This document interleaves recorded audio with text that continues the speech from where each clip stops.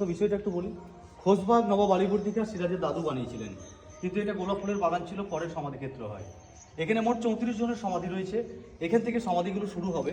প্রথমে যে সমাধিটি দেখছো এটা সিরাজের নানির সমাধি। ইনার নাম সারিফুন্নেসা বেগম। নবাব আলীবর্দী ওনার স্ত্রীর কপর। ফার্স্ট বেগম সারিফুন্নেসা।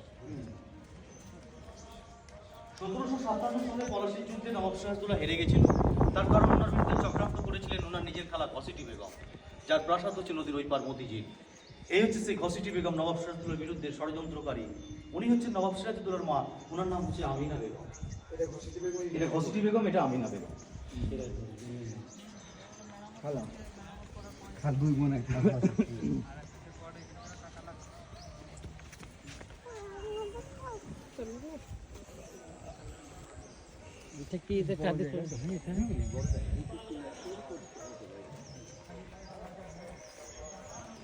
আচ্ছা, এখানে দাঁড়াবেন, একটু দুটো গল্প বলি। নবাব সিরাজদৌল্লা যখন ইংরেজদের সঙ্গে পলাশীর যুদ্ধে হেরে যায়, তখন নবাব সিরাজদৌল্লাকে মীর জাফর বন্দি করে রাখেন নদীর ওই পারে। বিহার মুঙ্গের থেকে এসেছিলেন এই মুর্শিদাবাদের 17 জন মানুষ, নবাবের বংশধর। তারা নবাব সিরাজদৌল্লার সঙ্গে দেখা করতে গেছিল, কিন্তু ওই সময় ইংরেজদের সেনাপতি রবার্ট ক্লাইভ ছিলেন। উনি বললো যে এরা ভবিষ্যতে কোনোদিন দাবি দাবা করবে, মানে ও যেটা বলতে চাইছে যে এদেরকেও মেরে ফেলা হোক। তো বিষয় হচ্ছে কী করে মারবে, একটা ওরা প্ল্যান বানাচ্ছে।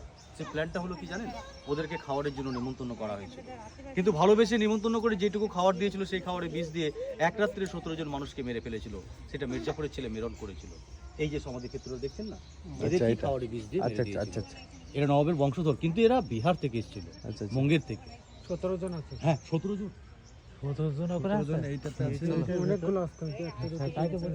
এই জায়গাটা দেখবা, ইতিহাসটা ভালো লাগবে গল্পটা। সামনে গাছের নিচে যে সমাধিটি দেখছেন, এটা হচ্ছে দানেশ ফকিরের সমাধি। এই দানেশ ফকির কিন্তু নৌকো মাঝি ছিলেন, নৌকোর মাঝি।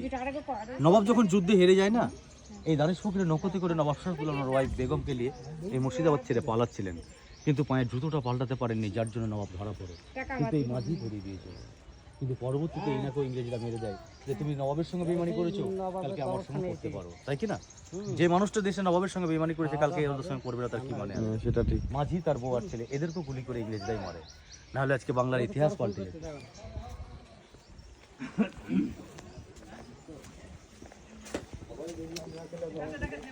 আজকে একটা জিনিস সত্যিকারই, নবাব সিরাজদৌল্লা মারা যাওয়ার পরই কিন্তু ইংরেজরা দেশে আসলো, নাহলে আসতে পারতো না, আসতে পারতো না। এগুলো সব বডিগার্ডদের সময়। আচ্ছা, 3টে বডিগার্ড, তার ভিতরে একটা বডিগার্ড নবাব সিরাজদৌল্লার ছিল, সেটা হচ্ছে ইনি। ইনার নাম হচ্ছে গোলাম হোসেন, নবাব সিরাজদৌল্লার বিশ্বস্ত বডিগার্ড। আব্দুল হোসেন, শাব্দুল হোসেন, 2 ভাই, এরা বেগম মহলে মহিলাদের বডিগার্ড ছিল, কিন্তু এরা খুব ভালো মানুষ। নবাব সিরাজদৌল্লা পালানোর সময় ইনি সাহায্য করেছিলেন, ক্ষতি করেননি এরাকে।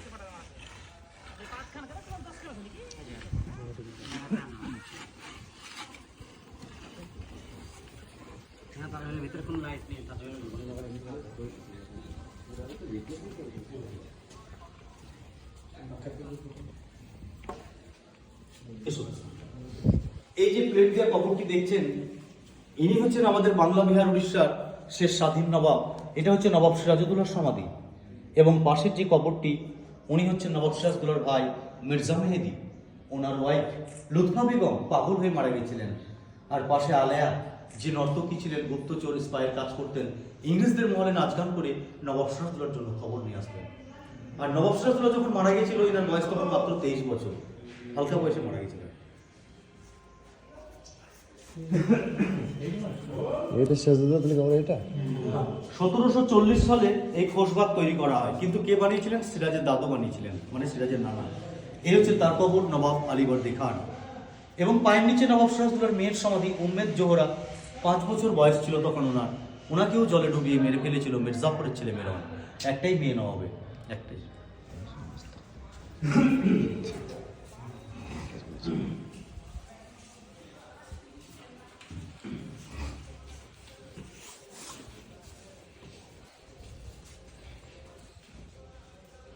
এই যে সামনের কবরটি দেখছেন, ইনি হচ্ছেন নবাব সিরাজউদ্দৌলার ভাই। ভাই বলতে মাসির ছেলে, যে মাসি বিহারে থাকতেন, পূর্ণিয়াতে। এনার নাম হচ্ছে শওকত জোগ বাহাদুর।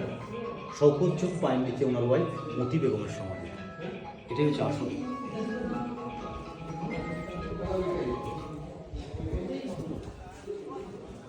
সামনের যে মসজিদ দেখছেন এটা দিল্লির যে জামা মসজিদ তারই আদলে বানানো হয়েছিল। এখানে সিরাজের দাদু নামাজ পড়তেন।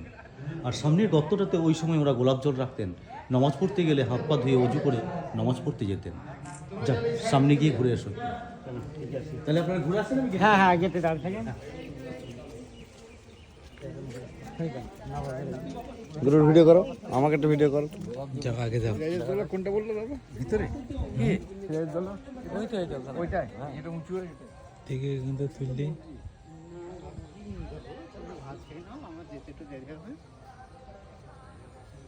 হ্যাঁ क्या करेंगे आप वो तो क्या बोला रहता है ऐसे नहीं वैसे